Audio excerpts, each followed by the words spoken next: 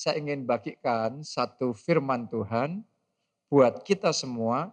Judulnya adalah soul healing atau kesembuhan batin. Kesembuhan untuk jiwa kita. Nah, di zaman di mana kita hidup saat ini, manusia bukan hanya butuh kesembuhan untuk tubuhnya. Yes, tentunya itu juga. Tetapi sekarang ini lebih banyak masalah sebenarnya disebabkan karena masalah di dalam emosinya kita. Masalah di dalam jiwanya kita. Ini yang orang ngomong mental health. Kesehatan mentalnya. Nggak balance, nggak seimbang. Terus ada problem di situ.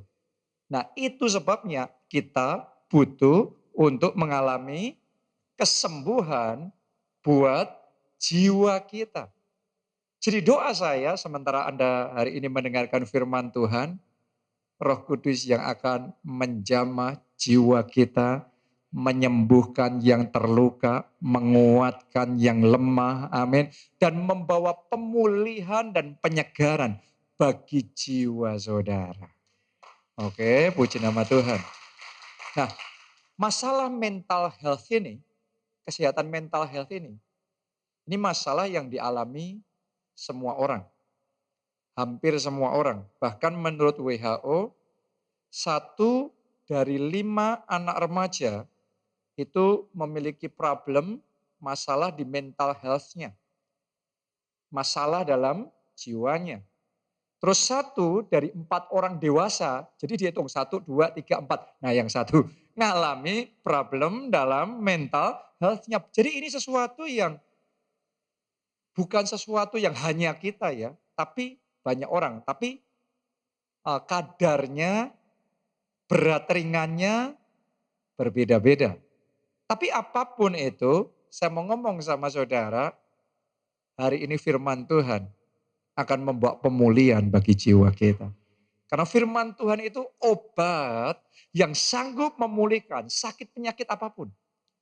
Entah itu sakit penyakit buat tubuh kita, firman Tuhan sanggup menyembuhkan.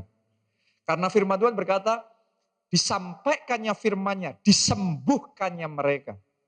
Jadi firman-Nya itu obat yang menyembuhkan. Menyembuhkan buat tubuh kita, tapi juga menyembuhkan bagi jiwa kita. Ya. Nah, kenapa kok kita butuh disembuhkan? Sederhana, karena memang ada problem dalam emosi, dalam mentalnya, di dalam jiwanya kita. Contoh ya, beberapa jenis, beberapa gejala yang mungkin bisa muncul dan mungkin saudara ngerasakan hal itu. Ya, sebagian orang mengalami yang namanya gangguan kecemasan. Nah, semua orang selama hidup di dunia ada saja momen tertentu yang bisa membuat hati kita cemas. Kalau itu normal, cemas itu normal. Tetapi cemas yang berlebihan sampai di satu titik itu bahaya. Itu masalah problem di dalam jiwa kita. Kita cemas ini, cemas itu, semuanya kita gampang cemas. Dan tingkat kecemasannya sampai begitu dalam. Dan efeknya besar. Dan itu bisa mengganggu kesehatan saudara juga. Mengganggu rumah tangga, pernikahan, keluarga. Suasana jadi kacau semuanya. Jadi sensi sekali, tegang sekali, temperaturnya tinggi sekali. Gampang bertengkar, gampang emosi, gampang marah. Saya juga pernah ngalami masalah ini. Saya masih ingat ya, di Jakarta gereja kita lagi memulai pembangunan gedung kita di PIK. Baru 4 bulan mulai, itu baru pengerjaan fondasi, struktur. Tiba-tiba pandemi datang. Tiba-tiba di lockdown semuanya. Itu bayang-bayang dalam benak saya, itu proyek bisa mangkrak, itu proyek bisa gagal. Itu membuat kecemasan yang sangat dalam hati saya. Karena itu sebuah tanggung jawab yang besar. Ya, mungkin Saudara ada dalam situasi yang berbeda, tapi efeknya saat ini Anda sedang mengalami kecemasan, kayak bayang-bayang kepikiran-kepikiran yang negatif, bayang-bayang yang gelap itu muncul terus dan di hati ini nggak enak sekali. Dan kalau sudah kayak gitu berapa banyak ngerasain? Makan pun nggak nikmat, benar apa tidak? Ya, tidur pun nggak bisa. Benar kan? Saudara ngendarain mobil pun, mobilnya bagus pun kayak gak ada artinya apa-apa. Rumah saudara enak pun, bagus pun, Anda ngerasa kayak kayak cacing kepanasan. Berapa banyak orang ngalami yang seperti itu? Jadi dalam tahap kecemasannya berlebihan. Mungkin ada yang ngalami seperti itu. Dan kalau sudah ngalami seperti itu sebagian orang ngantem,nya di pola makannya. Ya, ada yang cemas terus kemudian jadi nggak bisa makan. Makanan tersedia nih, enak semuanya nih. Orang lain lahap di samping Anda, anak saudara atau orang lain makannya lahap.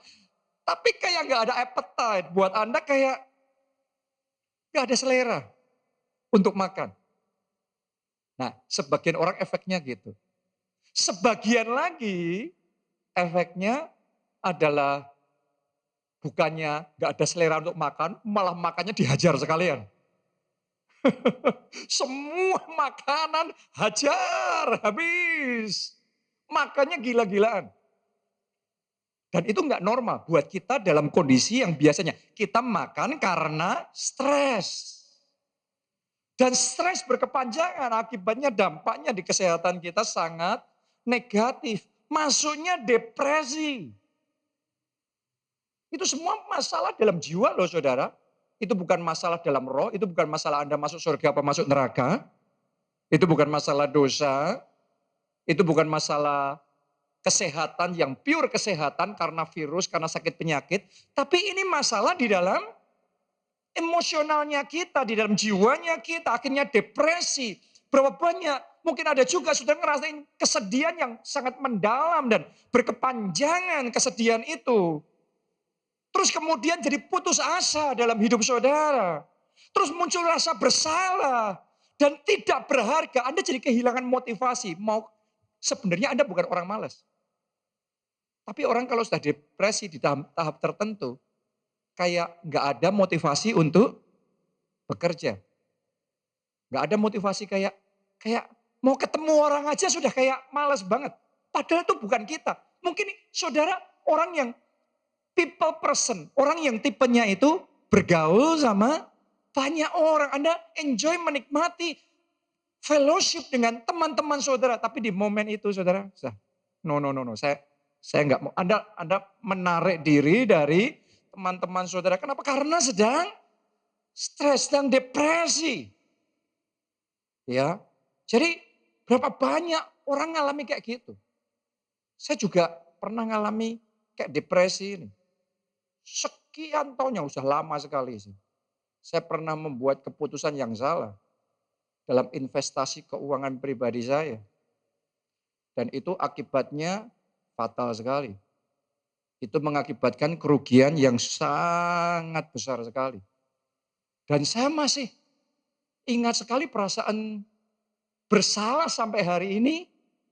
Perasaan down-nya hati saya, marahnya saya, perasaan malunya saya, kepengennya nih tangan nih mukulin diri sendiri, setiap kali ingat kayak mau mukulin diri sendiri, dan itu saya ngerasain berbulan-bulan. Makanya saya juga bisa ngerasain juga orang-orang yang kemarin kena masalah dalam penipuan investasi dan lain sebagainya. Ya, itu perasaan-perasaan yang bahkan bisa membuat jadi depresi begitu rupa. Atau sebagian orang saya ketemu ngalami masalah di tempat kerja, nggak terselesaikan, mau nyelesain juga gimana nggak ngerti caranya, sudah berusaha tetap nggak selesai masalahnya. Akhirnya kita jadi depresi, akhirnya jiwa ini nggak kuat, kayak doll gitu, kayak lepas gitu, kayak sudah off. Berapa banyak orang yang ngalami dan sedang ada dalam kondisi yang seperti itu. Dan akhirnya yang muncul apa? Mood hati kita ini jadi swinging secara ekstrim. Berubahnya cepat sekali. Sebentar kita bisa ketawa-ketawa. Gak ada angin, gak ada hujan, ingat sesuatu. Saya ketemu sama orang-orang yang dalam kondisi yang seperti itu. Bicara, ketawa-ketawa, oke, sesuatu yang baik. Tiba-tiba nangis, nangis, nangis. Setelah itu, oke, itu mood swingnya kenceng sekali. Saya nggak tahu saudara pernah nggak ngalami yang kayak gitu. Kayak gampang sekali berubah mood swingnya kita itu. Akhirnya kalau nggak hati-hati, sebagian orang mau nggak mau terpaksa mulai mengkonsumsi obat-obatan. Akhirnya kecanduan obat-obatan, alkohol, dan lain sebagainya. Dan sebagian lagi mulai muncul pikiran-pikiran menyakiti diri sendiri. Muncul pikiran-pikiran kayak bahkan yang paling parah, dan ini sudah sampai dalam tahap depresi yang sangat berbahaya, bukan cuma menyakiti diri sendiri, pikiran-pikiran mengakhiri hidupnya sendiri. Apapun itu kondisi kita masing-masing ya, ada yang ringan, ada yang sedang, ada yang berat. Hari ini saya mau ngomong sama saudara, Tuhan Yesus baik, Dia mau menjamah, Dia mau menyembuhkan, Dia mau memulihkan kita, Dia mau membaharui jiwa kita. Amin. Sama seperti ketika saudara menerima Yesus sebagai Tuhan dan Juru Selamat. Dosa-dosamu diampuni dan rohmu dilahirkan kembali. Lahir baru. Artinya roh saudara dibaharui. Kalau roh saudara dibaharui, doa saya melalui firman-Nya, Roh Kudusnya bekerja dalam hati kita masing-masing. Jiwa kita dibaharui, hati kita dibaharui, semua masalah dalam jiwa kita Tuhan sembuhkan. Dan ini yang Tuhan mau kerjakan sepanjang bulan ini. Karena itu buat saudara yang mengalami pergumulan ini, struggle ini bulan pemulihannya buat saudara. Dan buat saudara yang lainnya, saya ajak saudara ngelihat kanan kiri, bukan kanan kiri di sini. Maksud saya kanan kiri di rumah saudara, di tempat kerja saudara, di lingkungan di mana Anda ada. Karena banyak orang loh di luar sana juga ngalami masalah dalam jiwanya. Undang mereka. Ajak mereka hadir karena bulan ini firman Tuhan akan menyembuhkan mereka. Amin. Jadi yang butuh hal ini tuh bukan cuma kita. Tapi banyak orang. Karena itu saudara invite mereka. Anda undang mereka. Untuk bisa hadir dan izinkan Roh Kudus bekerja. Dan menjamah. Siapa percaya bahwa firman-Nya dan roh-Nya yang kudus bisa menjamah, memulihkan, membaharui jiwa kita. Boleh lambaikan tangan saudara. Kita kasih tepuk tangan yang paling meriah buat Tuhan kita. Amin. Mau kondisinya ringan, sedang, berat, Tuhan sanggup memulihkan. Nah, bagaimana Tuhan memulihkan? Apa yang perlu kita lakukan untuk mengalami pemulihan buat jiwa kita? Ya, saya mau bagikan 4 obat untuk mengalami pemulihan di dalam jiwa. Medicine for your soul. Ada medicine for your body. Ada obat buat tubuh, tapi ada juga obat buat jiwa. Tapi bentuknya bukan pil. Bentuknya firman Tuhan. Itu yang menyembuhkan jiwa kita. Nomor 1, ada yang mau dipulihkan. Berani jujur pada diri sendiri.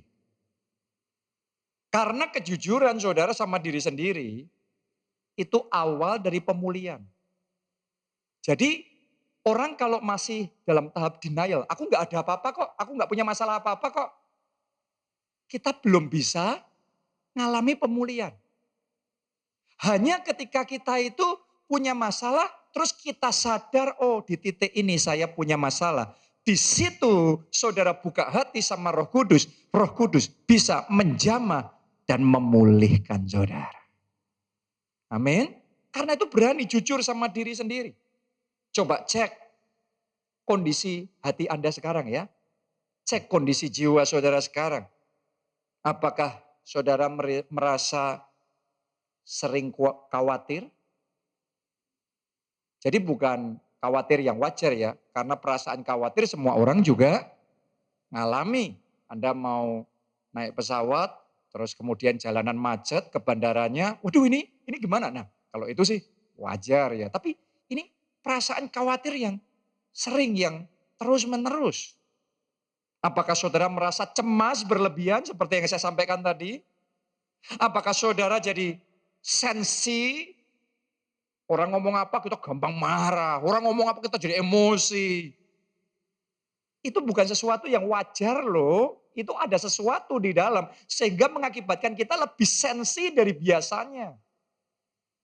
Biasanya oke-oke aja, tapi sejak kejadian tertentu, terus sesuatu berubah dalam diri kita, jadi sensi. Ya, moodnya kita jadi roller coaster. Gampang sekali berubahnya, naik turunnya cepat sekali. Jadi susah tidur. Adakah di antara saudara yang Anda bisa jujur sama dirimu sendiri? Saya ngalami yang seperti itu. Karena kalau, oh aku nggak apa-apa kok, aku nggak apa-apa. Ya oke, kalau Anda memang benar-benar nggak apa-apa ya nggak apa-apa. Tapi ketika ada masalah sebenarnya apa-apa, terus Anda kayak menyangkal, oh aku nggak apa-apa. Susah sekali kita ngalami pemulihan. Anda mau dipulihkan, dimulai dari berani jujur sama diri sendiri. Saya masih ingat, ada satu masa dalam hidup saya ngalami masalah itu banyak sekali. Masalah di dalam semua pelayanan saya, di Jogja bermasalah, di Jakarta bermasalah, pokoknya semua hal yang saya urusin bermasalah semuanya. Dan sebenarnya saya merasa yang seperti ini. Jadi ada masalah dalam jiwa saya. Tapi saya waktu itu dalam tahap yang menyangkali. Kenapa? Karena saya percaya bagi Tuhan tidak ada yang mustahil. Imannya benar, tapi iman yang sejati itu bukan menyangkali fakta. Iman yang sejati itu sekalipun faktanya kita ngerti ada kesulitan, faktanya ada sakit penyakit, tapi kita tetap percaya oleh bilur-bilurnya sakit penyakit kita disembuhkan. Jadi iman itu bukan saya nggak sakit kok, saya nggak sakit kok. Tapi iman itu adalah sekalipun kita ngerti, ya memang laporan dokter dicek munculnya kayak gitu. Tetapi saya percaya bagi Tuhan tidak ada yang mustahil. Saya punya Jehovah Rafa, dia Allah yang menyembuhkan saya. Itu iman. Iman itu Alkitab ngomong tentang Abraham sekalipun tidak ada dasar berharap. Ngerti faktanya tidak ada dasar berharap. Kenapa? Abraham sudah terlalu tua, istrinya juga sudah mati haid, sudah nggak subur dua-duanya, tetapi tetap percaya Allah berjanji dan Allah sanggup menggenapi janjinya. Nah, tapi waktu itu pemahaman saya belum sampai di situ. Waktu itu saya menyangkali masalah di dalam jiwa saya. Ya. Dan saya jadi menderita. Gak bisa ngalami pemulihan. Berapa banyak orang yang gak bisa lepas dari kecemasannya. Di hatinya gak enak terus setiap harinya. Cemas, stres, depresi, mengurung diri. Berapa banyak orang yang mengurung diri berbulan-bulan, bertahun-tahun. Menarik diri dari pergaulan. Dulunya bergaul kemana-mana. Tapi terus kemudian sudah kayak gak minat lagi. Dimulai dari kejujuran sama diri sendiri. Awal pemulihan Tuhan bisa kerjakan dalam hidup kita. Hari ini saya ajak saudara bukan ngomong aku gak apa-apa, aku gak apa-apa. Tapi kalau memang kita sedang ngalami sesuatu, ngomong sama Tuhan, Tuhan ini yang aku rasain. Jamah aku, pulihkan aku. Sementara Anda berani membuka hati di hadapan Tuhan, jujur sama diri sendiri, itu awal Roh Kudus bekerja dan dia akan memulihkan hati saudara. Amin. Dalam Alkitab diajarkan juga. Ayo kita lihat ya beberapa ayat. Ayub 7 ayat 11. Ayub ngomong gini waktu punya masalah. Oleh sebab itu, aku pun tidak akan menahan mulutku.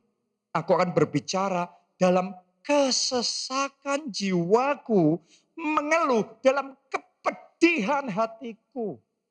Kalau istri dikhianati sama suaminya, selingkuh sama perempuan yang lain, siapa nggak pedih hatinya? Siapa nggak sakit hatinya? Kalau saudara punya sahabat dan kemudian sahabat saudara tusuk saudara dari belakang, menipu, mengkhianati dan menyerobot saudara, padahal dia orang yang paling Anda percaya. Siapa nggak pedih hatinya? Hari ini saudara jujur aja ngomong ketika ngalami semuanya itu, Tuhan aku kecewa. Tuhan aku sakit, aku pedih hatiku. Tapi aku mau Tuhan sembuhkan hati ini. Aku tidak mau kepedihan dan kekecewaan ini terus ada di dalam hatiku. Saya berdoa hari ini semua kepedihan hatimu, semua sakit yang ada dalam hatimu, Tuhan jamah, Tuhan sembuhkan, Tuhan bebaskan saudara. Amin. Haleluya. Buka hati saudara dulu sama Tuhan. Dan ngomong seperti Ayub ngomong. Makanya dia bisa ngeluarin itu. Ratapan 1 ayat 20. Kali ini yang ngomong Yeremia. Ya Tuhan, lihatlah betapa besar ketakutanku. Kan kadang-kadang kita merasa nggak rohani kalau mengakui kita lagi takut. Kayaknya nggak punya iman. Tapi nabi sekelas Yeremia, dia ngomong jujur sama Tuhan. Tuhan aku takut ini secara manusia aku takut nih. Ngadepin semuanya aku takut ini. Betapa gelisah jiwaku. Coba Anda lihat ayat berikutnya, kalimat berikutnya. Hatiku terbolak-balik di dalam dadaku. Berapa banyak dari Anda pernah mempunyai feeling, emosi, perasaan hatimu kayak terbolak-balik, kayak sudah campur aduk roller coaster sudah. Di hati ini sudah kayak diudak-udak. Rasanya nggak karu-karuan. Bukan cuma saudara ternyata yang alami. Nabi besar sekelas Yeremia pun juga punya perasaan yang sama. Tetapi ketika dia berani jujur sama dirinya sendiri, itu adalah dia membuka pintu hatinya untuk Tuhan bisa menyembuhkan hatinya. Amin. Coba Anda lihat. Sekarang satu contoh lagi. Kali ini Tuhan kita Yesus Kristus ketika dia jadi manusia. Nah mari kita lihat. Ya, manusia, Tuhan yang jadi manusia seperti apa? Apakah kayak nggak punya rasa takut, nggak punya rasa nggak enak? Markus 14 ayat yang ke-33 sampai 34. Dan ia membawa Petrus, Yakobus dan Yohanes sertanya. Ini waktu mau disalibkan ya. Alkitab loh yang mencatat Allah jadi manusia dicatat begini. Ia sangat apa? Takut dan gentar. Rohani enggak? Rohani enggak Tuhan Yesus? Diurapi enggak Tuhan Yesus? Penuh hikmat, penuh firman enggak Tuhan Yesus? Yes, tapi Anda harus menyadari di satu sisi kita diurapi, tapi bukan berarti enggak ada yang namanya perasaan takut. Yesus beriman apa tidak? Beriman, tapi bukan berarti orang beriman itu enggak punya rasa gemetar. Dicatat di situ. Ayat 34. Lalu katanya kepada mereka, hatiku sangat sedih. Walaupun Alkitab ngomong bersukacitalah senantiasa. Tapi ada momennya juga. Yesus sendiri ngomong hatiku lagi sedih. Sangat sedih. Ada nggak di tempat ini saudara bukan cuma sedih. Tapi kesedihannya begitu dalam. Mendalam sekali. Sangat sedih. Yesus ngalami itu. Seperti mau mati rasanya. Wow. Ini rohani enggak sih? Kok kayaknya dia kayak belum rohani. kadang-kadang yang kita pikir rohani belum tentu itu yang sesungguhnya rohani. Tuhan Yesus yang paling rohani pun dia ada dalam satu situasi kayak aku mau mati rasanya. Coba Anda renungkan itu. Jadi buat saudara yang bergumul dengan perasaan-perasaan, emosi-emosi yang negatif seperti itu. Sadarilah Yesus juga mengalami pergumulan yang sama. Tetapi kalau Anda mau mengalami pemulihan, dimulai buka hati saudara, jujur sama diri sendiri terlebih dahulu. Karena itu awal Tuhan bisa memulihkan kita. Dan saya mau ngomong begini sama saudara, Anda kalau bisa jujur sama diri sendiri di hadapan Tuhan, itu saja banyak orang sudah langsung mengalami pemulihan. Begitu Anda berani mengakui diri saudara di hadapan Tuhan, Tuhan punya cara untuk menjamah, menyembuhkan, memulihkan jiwa kita. Tapi kadang-kadang ada situasi tertentu di mana kita nggak bisa sendiri. Ada situasi tertentu kita butuh orang lain. Karena itu kita butuh, di momen tertentu kita butuh jujur, bukan cuma sama diri sendiri, tapi juga sama orang lain. Tentunya orang yang dewasa, orang yang tahu, bijaksana, dan ketika kita cerita dia bisa ngasih arahan yang benar, sehingga kita bisa mengalami kelepasan dan pemulihan buat jiwa kita. Bukan jujur sama semua orang. Apalagi diposting di sosial media. Aku lagi gundah nih.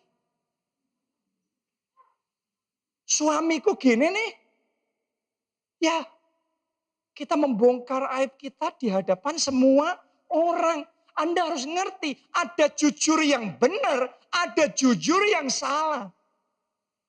Jujur yang salah, jujur sama semua orang yang tidak bisa memberi kita solusi. Bisanya cuma nyeritain masalah kita ke semua orang yang lain. Urusan kecil jadi tambah besar. Itu konyol, jujur yang konyol. Apalagi di sosial media. Tapi jujur yang benar, Anda datang sama konselor yang tepat. Anda datang sama ketua kelompok sel saudara. Saudara datang di gereja kita juga ada konselor-konselor yang bisa melayani saudara. Dan saya sudah melihat ada orang-orang yang bergumul di dalam jiwanya. Datang sekali sama orang yang tepat. Dilayani sejam. Tiba-tiba hidupnya berubah total. Ada yang bisa kayak gitu, ada yang butuh beberapa kali.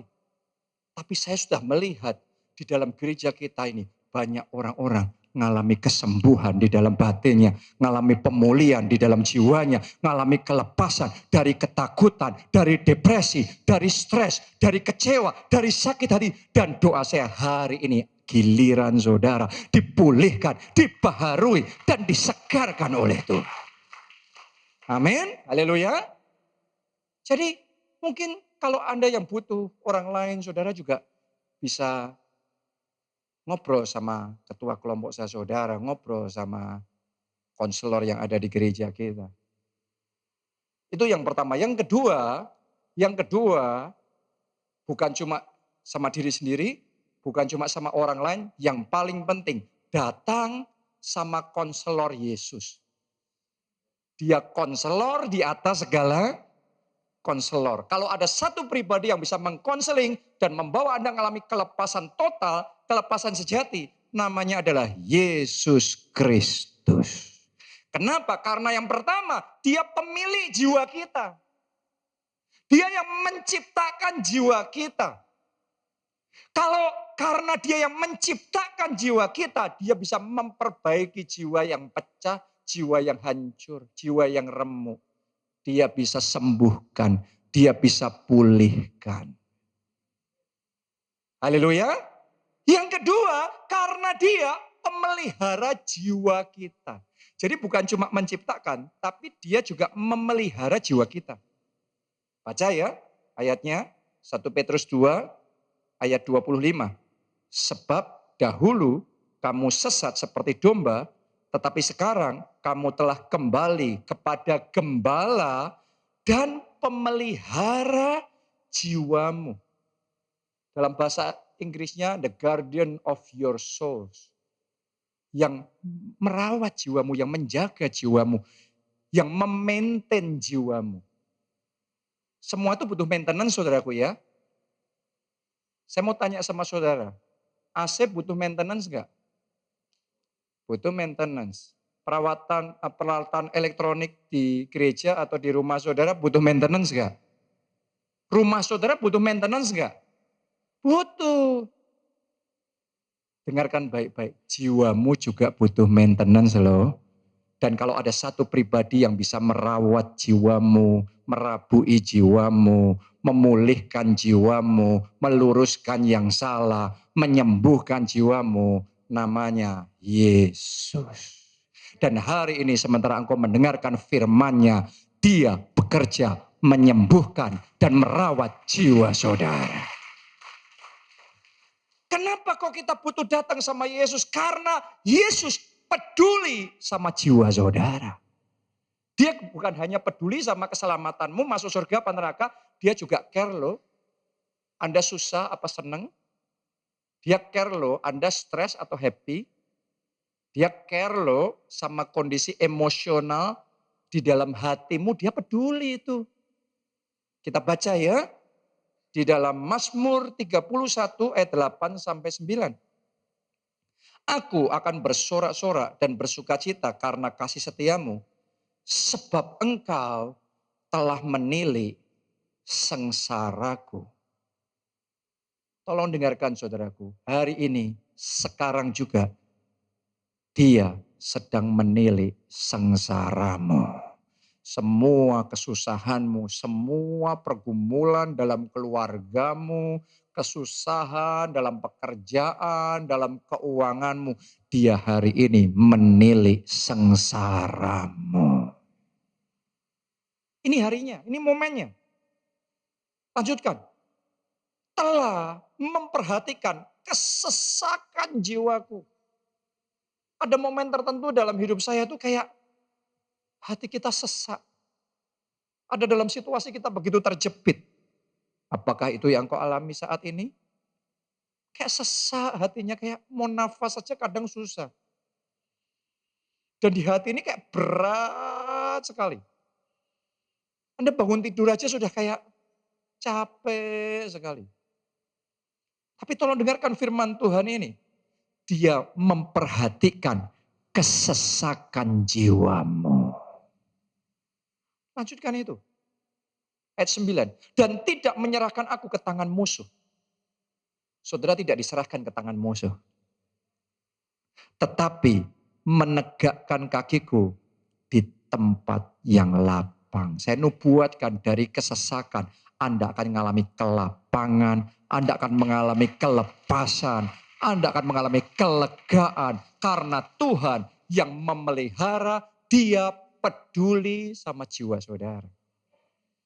Kenapa kok dia peduli? Karena dia ngerasain sendiri. Jadi manusia itu kayak gimana? Dia ngalami semua yang kita alami di dalam hidup kita.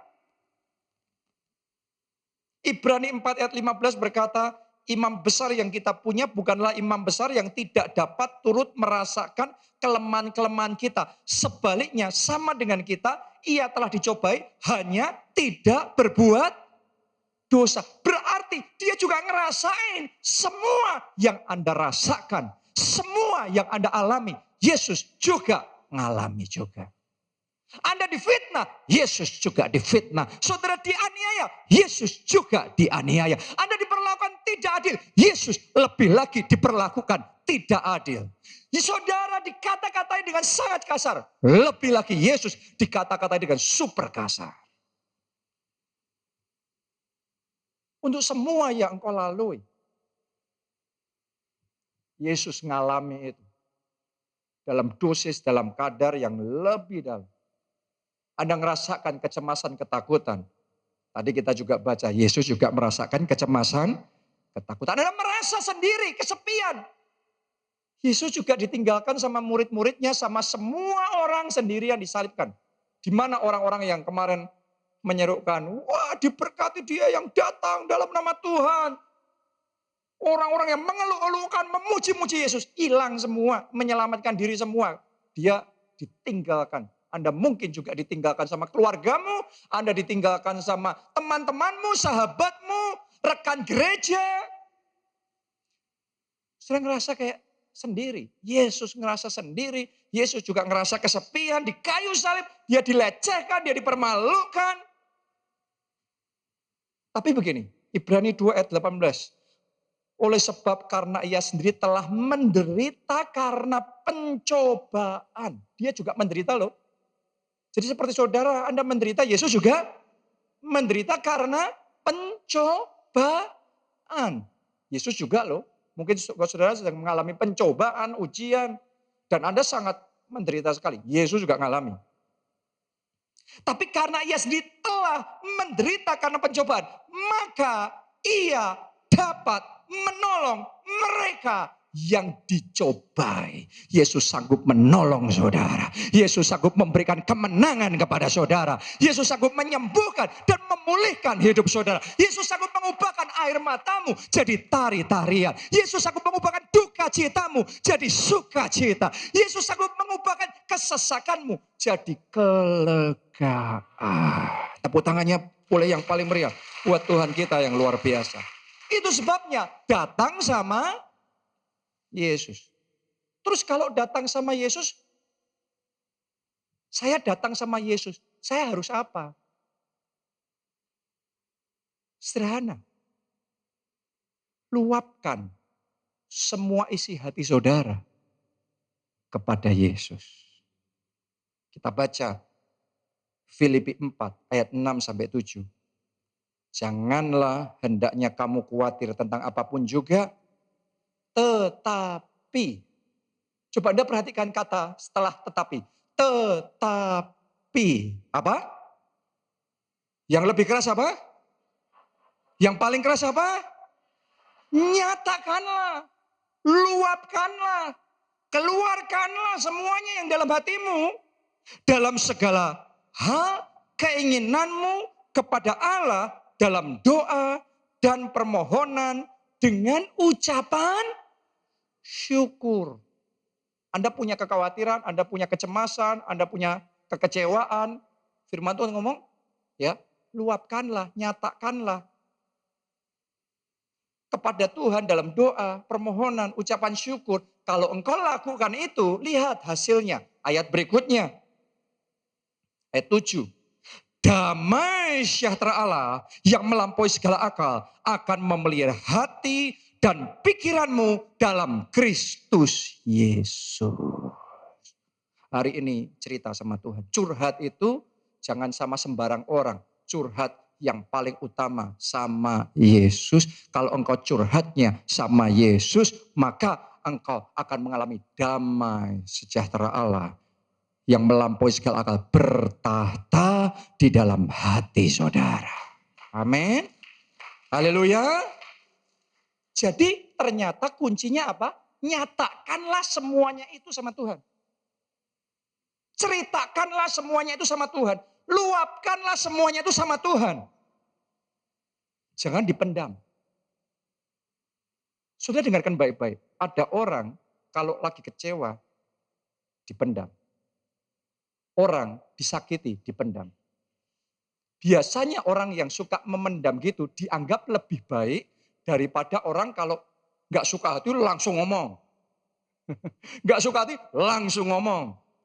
Kenapa kok dianggap yang memendam lebih baik? Karena orang lain nggak dilukai. Kalau kita lagi nggak suka hati langsung ngomong. Kita kayak sampahnya di sini langsung dikeluarin kasih orang lain. Diledakin orang lain yang luka. Makanya kita dianggap enggak baik. Tapi kalau kita sukanya memendam, diperlakukan enggak adil dipendam. Disakiti dipendam. Kita dianggap orang baik. Tapi belum tentu orang baik benar-benar baik. Karena di luarnya memendam kayaknya dianggap baik. Karena orang lain enggak kena. Tapi sebenarnya yang terjadi, saya sudah ngelihat ini berulang kali. Di dalam sini jadi sampah. Lama-lama jadi bom waktu. Terus tambah besar. Sampai di titik tertentu meledaknya mengerikan. Makanya jangan heran Anda ngelihat orang yang dipandang tadi kayaknya baik. Kayaknya loh ya, baik. Begitu bom waktunya meledak lebih ngeri daripada orang yang yang tadi itu. Begitu nggak suka terus ngomong. Nggak suka ngomong. Ini begitu sampah kasih orang lain. Bomnya masih kecil kasih tembakin orang lain. Tapi kalau yang sukanya memendam jadi bom nuklir dulu. Meledak. Kaget semuanya syok. Orang baik ternyata jiwanya hancur.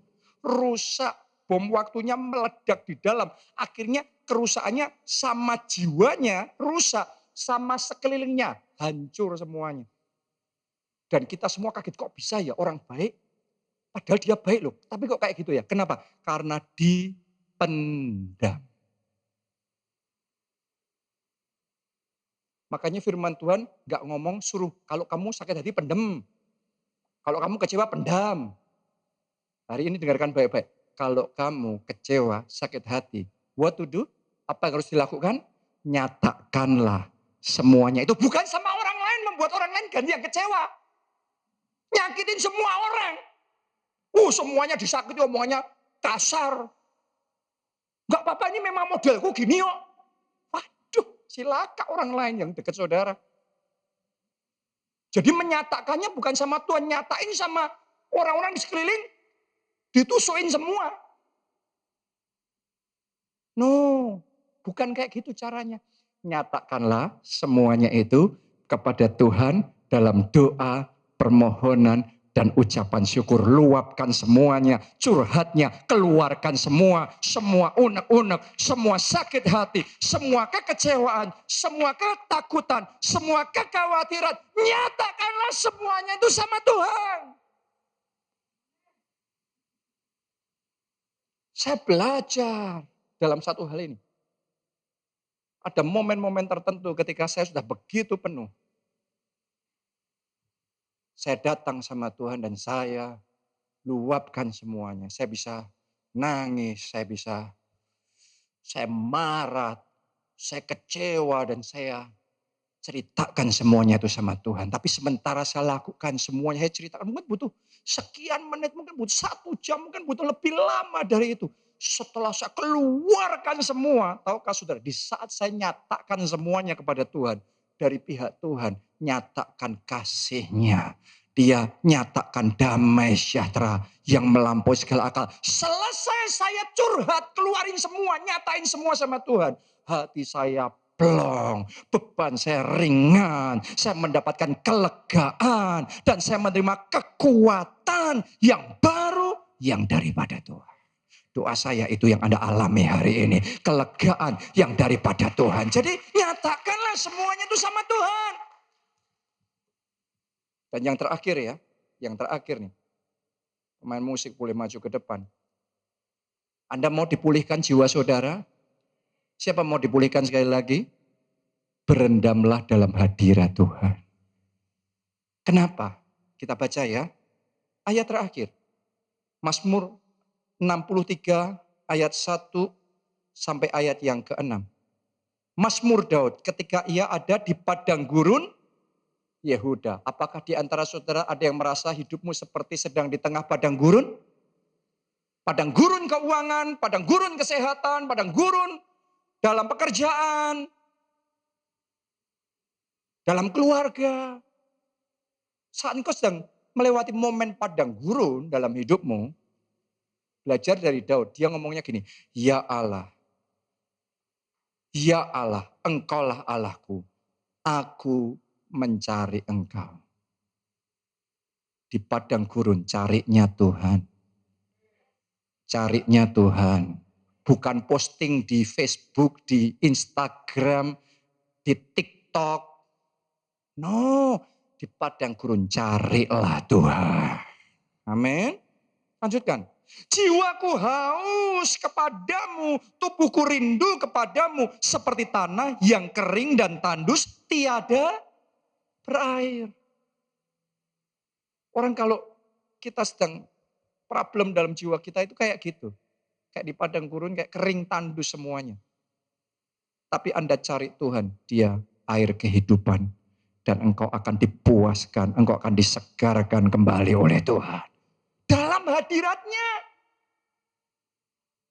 Saat Anda menyembah Tuhan, memuji Tuhan, kau nyatakan semuanya sama Tuhan. Dalam hadiratnya ada kesembuhan. Dalam hadiratnya ada kekuatan yang baru. Demikianlah aku memandang kepadamu di tempat kudus sambil melihat kekuatanmu dan kemuliaanmu. Sebab kasih setiamu lebih baik daripada hidup. Bibirku akan memegahkan engkau. Demikianlah aku mau memuji engkau seumur hidupku dan menaikkan tanganku demi namamu. Tiap pagi saya gini saudara. Di tempat tidur saya memuji Tuhan seumur hidupku. Saya menaikkan tanganku di hadapan hadiratnya. Saya menyenangkan hatinya. Saya memuji dan saya menyembah Dia. Saya ada dalam hadiratnya. Dan hadiratnya melingkupi saya.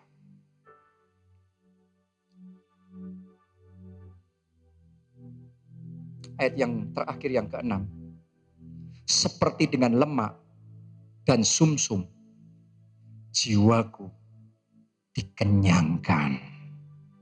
Dan dengan bibir yang bersorak-sorai, mulutku memuji-muji. Dalam hadiratnya, jiwamu akan dikenyangkan. Jiwa yang tadinya kayak di padang gurun yang tandus, tiada berair. Jiwamu akan disegarkan. Engkau akan dapat kekuatan yang baru. Dan itu momen gak bisa cepat-cepat. Saya tahu itu. Tiap pagi, tadi sebelum saya ke sini, saya bangun pagi, saya sembah Dia, saya memuji dan jiwaku dikenyangkan. Spirit saya di-recharge sama Tuhan. Saya dapat kekuatan yang baru. Jiwa saya disegarkan oleh Tuhan. Mau datang sama Tuhan?